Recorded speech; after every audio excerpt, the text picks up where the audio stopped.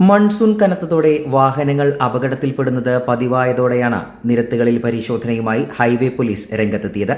വാഹനങ്ങളിലെ break ലൈറ്റുകൾ, ഇൻഡിക്കേറ്ററുകൾ എന്നിവ പ്രവർത്തനക്ഷമമാണോ എന്ന് പരിശോധിച്ച് ഉറപ്പുവരുത്തുകയായിരുന്നു വളാഞ്ചേരി ഹൈവേ പോലീസ്.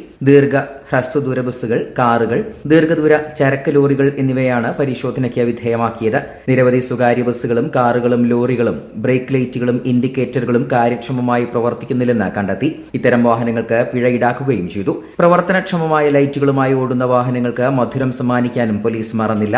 വരും ദിവസങ്ങളിലും പരിശോധന കർശനമാക്കുമെന്ന് ഹൈവേ പോലീസ് അറിയിച്ചു.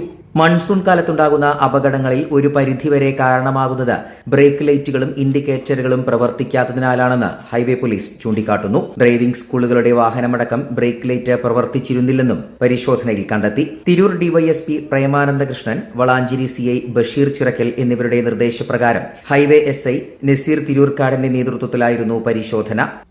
ഈ ചാനൽ വളാഞ്ചേരി.